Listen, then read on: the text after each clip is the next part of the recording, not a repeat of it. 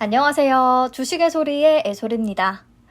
오늘 어린이날 맞아서 아이들하고 특별한 시간 보내신다고 다들 정신 없으실 것 같아요. 조카 챙기는 분들도 많으실 테고요. 아이들의 깔깔대는 웃음소리가 왠지 여기까지 들리는 듯 합니다. 근데 요즘 공모주는 영 웃음이 안 나오네요. HPO도 썩 내키지 않길래 저는 간만에 한번 쉬었거든요. 근데 그 다음 공모주인 CNC 인터내셔널도 영 맘에 들지 않습니다. 왜 그런지 같이 분석 한번 시작해 볼게요. 네, 어떤 회사인지는 간단히만 보겠습니다.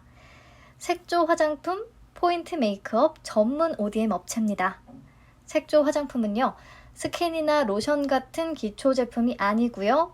아이라이너, 립스틱, 메이크업 베이스 같이 말 그대로 얼굴에다가 색을 입히는 화장품을 말해요.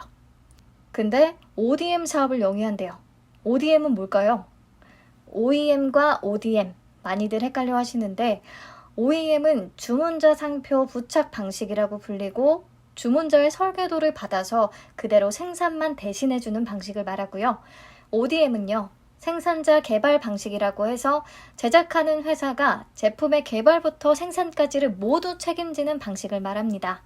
즉, ODM 업체는 설계와 제조에 있어서 고유의 기술력을 갖추고 연구 개발을 통해서 기술을 계속 축적해 나간다는 부분이 다릅니다. 화장품 ODM 업체가 최근에 성장하고 있는 이유는 뷰티 트렌드가 바뀌고 있기 때문이에요. 예전에는 에뛰드 하우스나 이니스프리, 더페이스샵 이런 오프라인의 로드샵 브랜드들이 뷰티 브랜드 성장을 이끌었는데 지금은 인디 뷰티 브랜드들이 각광받고 있어요. 인디뷰티에서 인디는 인디펜던트의 약자고요. 창립자의 독립적인 운영을 바탕으로 차별화된 브랜드 컨셉과 철학을 좀 지키면서 새로운 비전을 제시하는 브랜드를 말합니다. SNS 유명 인사들이 뷰티 브랜드를 출시하고 SNS를 통해서 판매를 한다던가 이런 게 바로 인디뷰티예요. 그래서 인디 브랜드들은 트렌드에 굉장히 빠르게 반응하고요. SNS를 기반으로 소비자들에게 더 가까이 다가갑니다. 그리고 소비자마다 가지각색의 니즈가 있기 마련인데 이런 부분들을 더 빨리 캐치해서 다양한 성분과 다양한 제형으로 아주 특색 있는 화장품을 만들어내요. 그렇기 때문에 인디 뷰티의 브랜드들은 다품종 소량 생산 체제가 필요하고요. 또 독자적인 기술력도 중요하기 때문에 ODM 업체들의 필요성이 더 커지고 있는 거죠. CNC 인터내셔널은 기존의 화장품 브랜드에 더해서 이런 인디 브랜드를 타겟으로 하는 ODM 업체다라고 생각을 하시면 되겠습니다. 네, 그래서 주요 제품 라인업을 보면요. 입술 제품에서 눈에 띄는 게 3CE 그리고 페리페라 제품들. 화장하는 여성분들 중에서는 이 두 개의 인디 브랜드 모르는 분들 없을 거라고 생각합니다. 3CE는 스타일 난다라는 의류 브랜드에서 만든 뷰티 브랜드고요. 로레알에서 인수를 할 만큼 인지도도 높고 제품평도 좋죠. 아무튼 그 밖에 다양한 브랜드의 립 제품을 생산하고 있고요. 그리고 아이 제품도 보시면 3CE, 에뛰드, 페리페라, 그리고 레어 뷰티라는 브랜드가 보이는데 미국의 팝스타인 셀레나 고메즈, 다들 아시죠? 이 셀레나 고메즈가 론칭한 인디 브랜드거든요. 최근에 신규 고객으로 확보를 하면서 립 제품과 아이 제품을 모두 공급하고 있습니다. 그리고 회사의 품목별 매출 추이를 보니까요. 립 제품의 비중이 2020년에 69%에 달해요. 코로나 때문에 다들 마스크를 쓰니까 입술 제품은 좀 잘 안 팔리지 않았나 라고 생각을 하기 쉬운데 보니까 꾸준히 성장을 했네요. 그래서 아이 제품보다는 립 제품에 조금 더 경쟁력을 가졌다고 판단해 볼 수 있겠습니다. 네, 현재 고객사를 확보하고 있는 브랜드들 보여주는 그림이니까요. 아는 브랜드 있는지 쭉 한번 훑어보세요. 그래도 로드샵과 인디뷰티, 프레스티 브랜드까지 아주 골고루 국내외 다양한 고객사를 확보한 모습입니다. 그래서 수출 비중을 보시면요. 2017년에 23.8%에서 2020년 33.6%까지 증가하기는 했어요. 크게 증가하지는 않았지만 그래도 꾸준히 올라가는 추세입니다. 특히 유럽과 북미 비중이 54.8%로 높고요. 글로벌 색조 화장품 규모 2위를 차지하는 중국에서의 매출 비중이 3.4%로 좀 낮은데 중국의 현지 법인도 설립했고 캐파 증설을 계획하고 있거든요. 현지에서 또 인디 브랜드 고객사를 확보한다는 전략이고요. 그 밖에 미국에서도 북미 영업사무소를 설립할 계획이고 또 한국 용인 생산시설에서 미국 FDA의 일반 의약품 인증을 받아서 미국 내 시장 점유율을 더 높인다는 전략입니다. 특히 중동과 동남아 시장, 새롭게 노리는 시장인데 용인 생산 공장에서요, 무슬림이 먹고 쓸 수 있는 제품을 만들기 위한 할랄 인증도 추진하고 있다고 하네요. 어쨌든 계속적으로 시장을 확장하려는 노력이 보입니다. 네, 그래서 이 회사의 차별화된 경쟁력은 뭐가 있을까? 우선 전략적 제품 기획력을 갖췄다는 건데요. 기존에는 화장품 브랜드 회사들이 제품을 다 기획해서 ODM 업체한테 맡기면 ODM 업체는 적합한 성분으로 생산을 해서 갖다 주고 끝이었거든요. 근데 CNC 인터내셔널은 시장에 없는 제품을 미리 찾아내서 먼저 개발하고 고객사에 직접 제안을 한다고 해요. 그러니까 브랜드사의 신제품 아이디어 기획까지도 일부 하고 있다는 거죠. 그래서 가격 경쟁력을 CNC 인터내셔널이 가져올 수 있고 고마진 비즈니스 영역이 되게끔 만들었다고 합니다. 이를 위해서 새로운 제형도 끊임없이 개발을 하고 있고요. 그리고 두 번째, 글로벌 수준의 품질 관리 역량을 갖췄다는 겁니다. 글로벌 화장품 4대 브랜드인 로레알, 코티, 에스티로더, LVMH의 품질 관리 심사를 모두 통과한 국내 유일한 업체라고 하네요. 다음으로 선제적으로 캐파 증설을 하고 있다는 건데 CNC 인터내셔널은 본사인 퍼플 카운티, 용인의 그린 카운티, 수원의 R&I 센터, 그리고 CNC 상해 인터내셔널 이렇게 4개의 생산시설을 확보하고 있거든요. 올해 그린 카운티의 캐파를 증설해서 앞에서 말했듯이 미국 FDA의 인증과 이슬람 할람 인증을 추진하고 있고요. 그리고 2개 층을 더 증축할 예정입니다. 그리고 CNC 상해 인터내셔널의 캐파도 추가로 확대할 예정이에요. 이렇게 캐파 증설을 결정했다는 것은 어느 정도 확실한 수요 증가를 예상하고 있다는 것이기 때문에 우선은 기대는 해보겠습니다. 네, 그렇다면 현재 실적은 어떨까요? 코로나19에도 불구하고 지난해 매출이 896억 원으로 창사 이래 최대 매출을 기록했고요. 그리고 보시면 2017년부터 꾸준히 성장세를 이어왔다는 것을 확인할 수가 있습니다. 그리고 영업이익도요, 전년 대비 47.24%의 가파른 성장세를 기록했네요. 같은 기간 동종업계 평균 매출액 성장률은 마이너스 11.4%였는데 CNC 인터내셔널은 9.8%나 성장을 한 거니까 우선 이 부분은 박수를 쳐줘야죠. 그리고 영업이익률도 16%인데요. 2019년의 업종 평균인 7.52%에 비해서 월등히 높아요. 어쨌든 안정적으로 성장하고 있는 기업은 맞습니다. 다음으로 재무 안전성 관련 지표들을 보면 부채 비율이 높은 게 눈에 띄죠. 2018년에 생산시설을 확충하기 위해서 300억 원 규모의 전환사채를 발행했고 그래서 부채 비율이 확 높아졌어요. 앞으로 계속 영업을 통해서 벌어들이는 이익으로 이 부분을 조금 줄여나가야겠죠. 공모자금도 일부는 차입금 상환에 쓰일 예정이고요. 아무튼 현재 계속 투자를 진행하고 있는 상황이라서 재무 구조가 아직 안정적이지는 않습니다. 네, 여기까지 보면 CNC 인터내셔널은 규모가 아주 크거나 독보적인 경쟁력을 보유한 건 아니지만 꾸준히 알짜로 그냥 틈새 시장 잘 노리면서 성과를 내고 있는 기업이라는 생각이 듭니다. 최근에 고객사와 수요가 늘어나면서 생산시설의 확장도 필요하고 해외 진출 속도를 더 내기 위한 투자도 필요한 상황이 돼서 이번 공모를 결정하게 된 게 아닌가 싶어요. 네, 그렇다면 넘어가서요. 혹시 위험 요소에는 어떤 것들이 있는지도 살펴볼게요. 첫 번째는 매출처 편중 위험이에요. 2020년에 매출처가 140개까지 늘어나기는 했는데 여전히 상위 3개 매출처에 대한 비중이 굉장히 높아요. 오히려 2019년에 비해서 2020년에 더 높아졌습니다. 그런데 이게 어떻게 보면 위험 요소지만 제 생각에는 상위 브랜드들이 CNC 인터내셔널에 대해 로열티를 갖고 있다는 생각이 들거든요. 해당 브랜드에서 더 다양한 제품을 생산하게 됐다는 뜻이기도 하기 때문에 나쁘게만 볼 일은 아니라고 생각합니다. 네, 그리고 두 번째 위험 요소, 전환사채 발행 내역이 있기 때문에 이 부분을 잘 봐야 하거든요.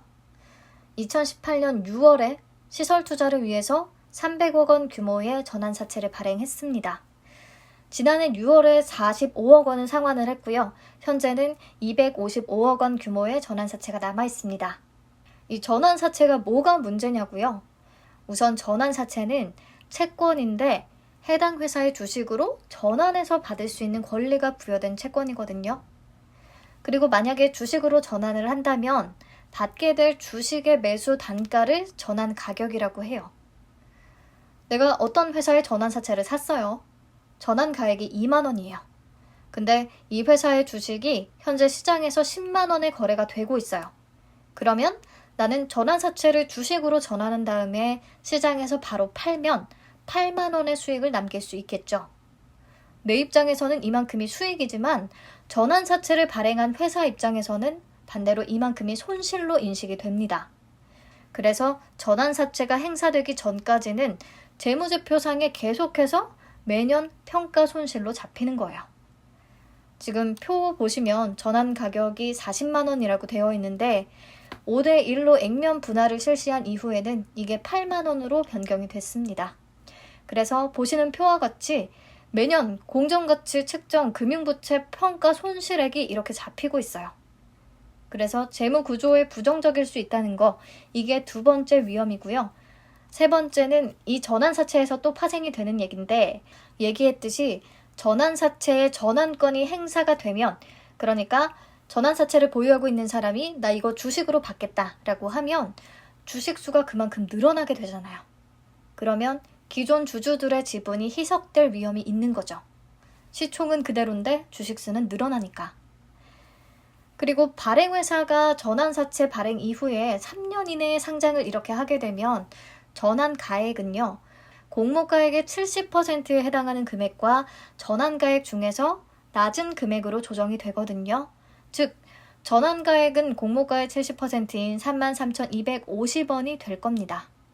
그래서 255억 원을 33,250원으로 나눠주면 희석 가능한 주식수는 76만 6,917주가 나오고요. 아무래도 전환권 행사 가능성이 높을 것이라는 거 염두에 두고 계셔야겠네요. 네, 다음으로 이번 공모를 통해 모은 자금은 어떻게 사용할 것인지 한번 봅시다. 이번 공모는 신주 모집 60%, 구주 매출 40%로 진행이 됩니다. 구주 매출 비중이 굉장히 높은 편이에요. 배은철 대표이사의 가족들이 보유하고 있던 주식을 일부 내놨고요. 참 가족적인 회사 같습니다.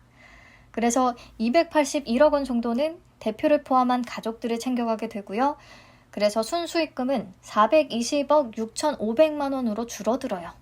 구주 매출 비중이 높다는 것도 참 아쉽네요. 그래서 이 420억 원 규모는요, 앞에서 얘기했던 중국 공장 확충하고 또 한국 공장 생산 설비 확충에 대부분 쓸 예정이고요. 현재 립과 아이 제품에 주력하고 있는데 이제 메이크업 베이스도 좀 점유율을 높여갈 예정이거든요. 이를 위한 R&D 투자에 50억 원 정도, 나머지는 단기 차입금 상환에 사용될 예정입니다. 중국에서 앞으로 점유율을 얼마나 높일 수 있느냐가 가장 중요할 것 같네요. 네, 넘어가서 본격적으로 청약 관련 내용들 분석을 해보겠습니다. 총 공모 주식수는 148만 주, 그리고 공모가 밴드는 3만 5천 원에서 4만 7,500원이었는데 상단 가격인 4만 7,500원으로 확정이 됐어요. 액면가 표기해달라는 분 계셔서 추가를 했습니다. 액면가는 100원이에요. 총 공모 금액은 703억 원, 예상 시총은 2,810억 원 정도의 규모고요.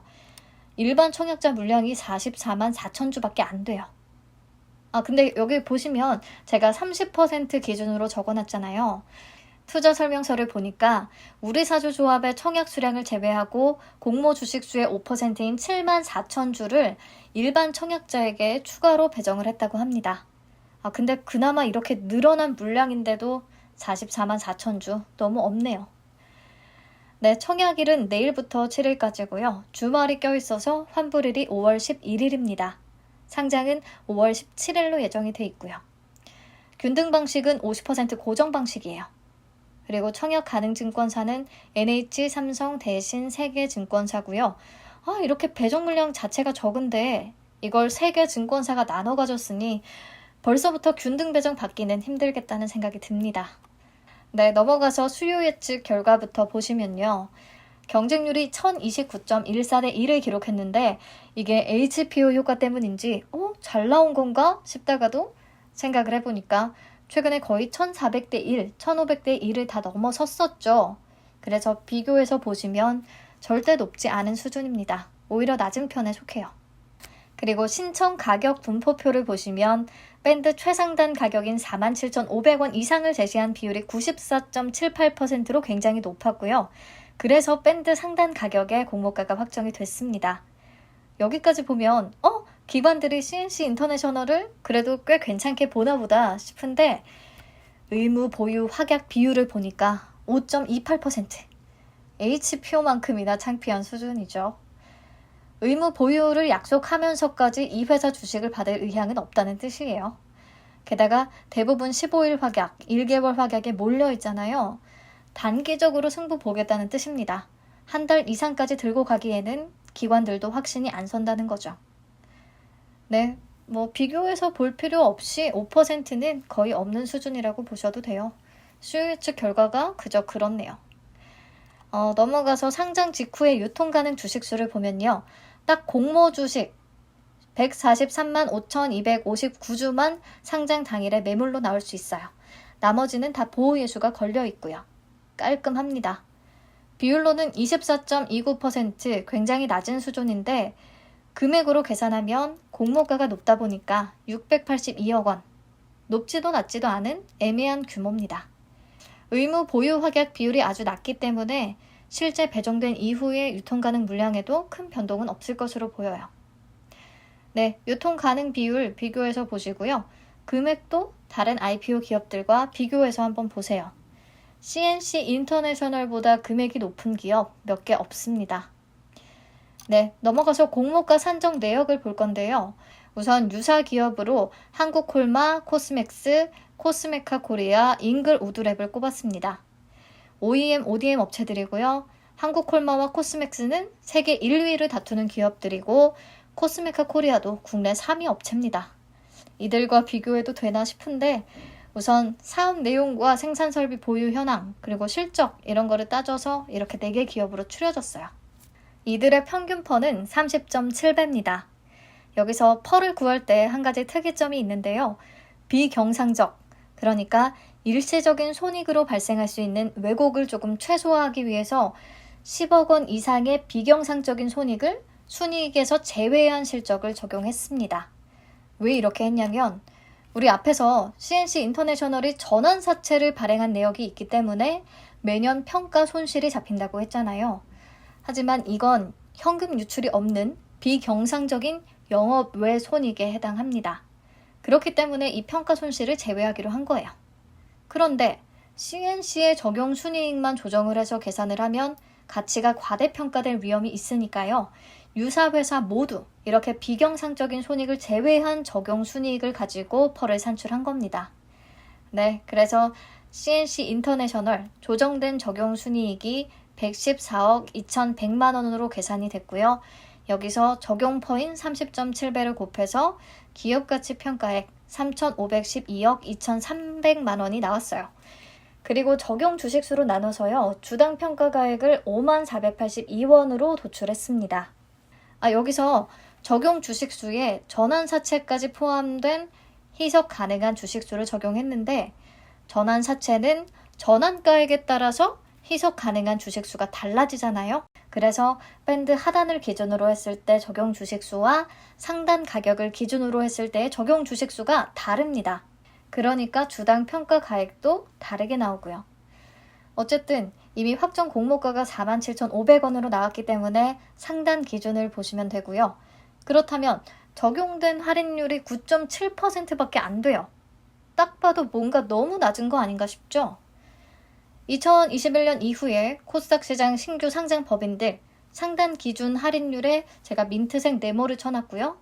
보면 아시겠지만 10% 미만은 거의 없어요. 평균치도 24.69%나 되죠. 그러니까 확실히 CNC 인터내셔널의 공모가가 좀 비싼 거 아닌가라는 생각이 벌써 듭니다. 그러면 항상 하듯이 2021년 예상 순이익을 기준으로 해서 펄을 한번 구해볼까요? 흥국증권의 리포트를 참고했고요. 2021년 예상 당기순이익은 146억 원, 공모가 기준으로 계산한 시가총액은 2,810억 원, 그래서 시가총액을 당기순이익으로 나눠주면 퍼는 19.2배가 나오거든요. 그렇다면 비교 기업들의 2021년 예상 퍼는 어떻게 될까? 보시면 한국콜마가 16.7배, 코스맥스가 26배, 코스메카 코리아가 14.7배, 잉글 우드랩은 12.6배예요. 그러니까 CNC 인터내셔널의 공모가가 이미 이들의 퍼보다 높습니다. 확실히 고평가되어 있어요. 물론 CNC는 지금 성장의 시작 단계에 있으니까 앞으로 더 높은 밸류를 받을 수도 있기는 하겠지만요. 공모가가 비싸다는 건 인정을 해야 할 부분입니다. 네, 그래서 여기까지 정리를 해보면요. HPO 때와 크게 다른 게 없어요. 장점을 쓰기가 너무 어렵습니다. 실적이 꾸준히 성장세를 보이면서 안정적이라는 거, 그리고 유통가능 비율이 24%대로 낮다는 거, 요 정도 꼽아볼 수 있겠고요. 단점은 뭔가 독보적인 경쟁력을 찾기가 조금 어렵고 전환사채의 위험이 있었고 또 수요 예측 경쟁률도 낮은 편이었고 의무 보유 확약 5%대로 부끄러웠고 공모가는 또 부담스럽고 구조 매출 비율도 높고 단점이 굉장히 많습니다. 그래도 우리 청약한도, 청약가능 증거금 확인해 보자고요. NH투자증권은 일반 기준으로 12,400주까지 청약이 가능하고요. 증거금으로 계산하면 2억 9,450만 원입니다. 그리고 청약 초일 전일까지, 그러니까 5월 5일까지는 계좌를 개설하셔야 해요. 삼성증권은 일반 기준으로 3,300주까지 가능하고요. 7,837만 5천만 원이에요. 받아온 물량이 적기 때문에 한도도 낮고 청약할 수 있는 금액도 많지가 않습니다. 마찬가지로 5월 5일까지는 계좌 개설을 완료하셔야 청약이 가능합니다. 대신증권은 삼성증권과 한도 동일하고요. 청약 수수료가 3,000원인데 CMA 약정을 보유하고 있으면 면제가 된다고 했죠. 이 부분 관련해서 질문하신 분 계신데요. 종합 계좌로 청약하는 거 맞아요. 그런데 CMA 계좌를 같이 보유하고 있으면 종합 계좌를 청약하셔도 청약 수수료는 무료입니다. 그리고 환불금을 직접 이체를 하실 때 종합 계좌에서 바로 다른 금융기관으로 이체를 하면 이체 수수료가 부과되는데요. CMA로 한번 옮기고 나서 이체를 하면 수수료 무료입니다.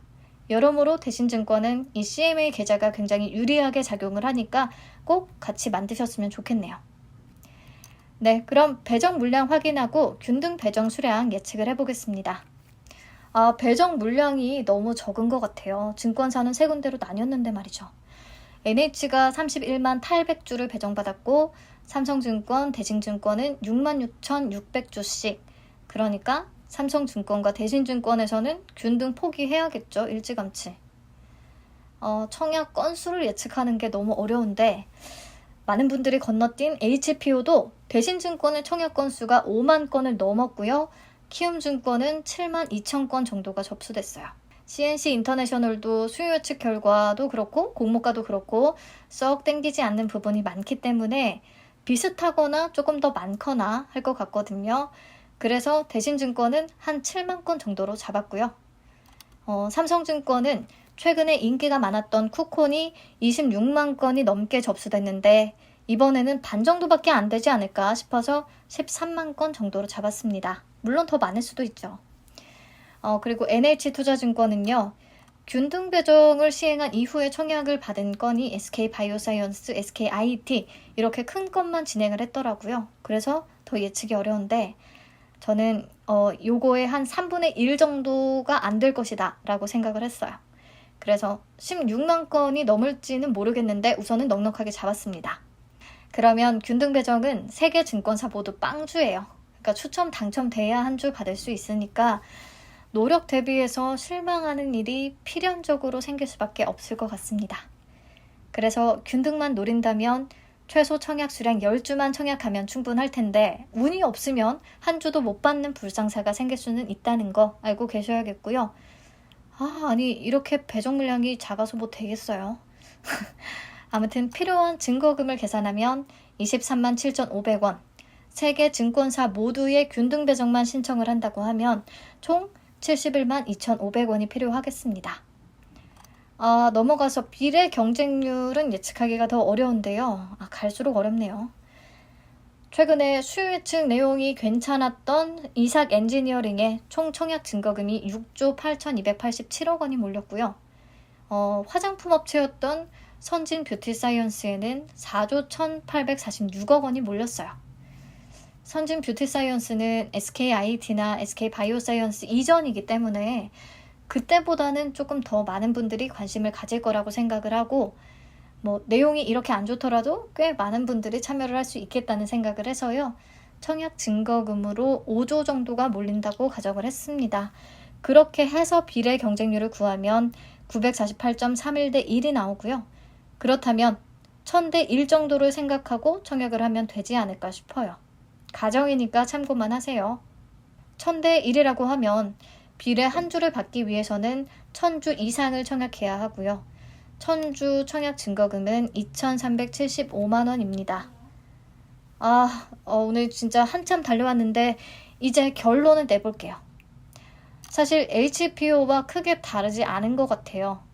저는 웬만하면 한번 쉬었으니까 이번에는 꼭 해야지 싶은데 마음에 들지가 않습니다. 실적은 안정적인데 기업의 독보적인 경쟁력을 꼽으라고 하면 대답하기가 어렵고요. 최근에 인디 브랜드를 좀 주요 타겟으로 하고 있는 것 같기는 한데 이 틈새 시장에서 얼마나 성과를 낼 수 있느냐에 기업의 앞으로가 달려있는 것 같습니다. 이 틈새 시장에서의 성장 가능성을 좀 높게 평가할 수도 있는 거고요. 이 부분은 개인의 판단에 따라 다 다르겠죠. 저는 그래도 개인적으로 회사가 이 추세로 간다면 나쁘지는 않을 것 같아요. 하지만 수요 예측 결과를 보면 경쟁률은 큰 의미가 없고요. 의무 보유 확약 비율이 너무 낮습니다. 기관들이 밴드 상단 이상의 가격을 적어내기는 했지만 의무 보유를 약속하면서까지 받을 생각은 없다는 거죠. 그리고 15일, 1개월에 다 몰려 있어서 기관마저 단기에 다 승부를 보려는 생각인 것 같습니다. 물론 공모주를 투자하는 우리도 대부분은 단기적인 접근이죠. 그리고 공모가 너무 비싼 것 같아요. 유통 가능 금액도 낮은 편도 아니고요. 이런 객관적인 지표를 봤을 때 사실 매력적인 부분이 거의 없습니다. 청약이 매우 망설여지죠? 그래도 그냥 저는 이번에 위험을 좀 감내하고 청약을 해보려고 해요.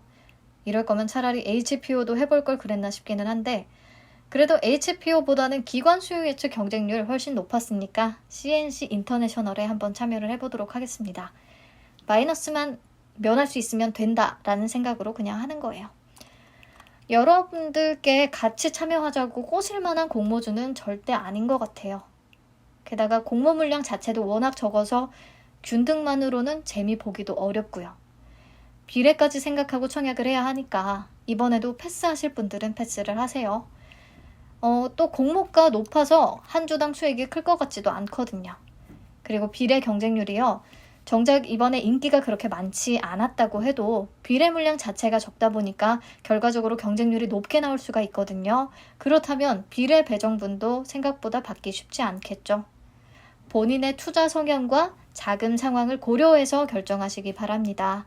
네, 오늘 내용 너무 길어져서 얼른 마칠게요. 하루빨리 어린이들이 더 신나게 뛰어놀 수 있는 날이 오길 바라면서 계속 어린이이고 싶은 주식 애소리였습니다. 안녕.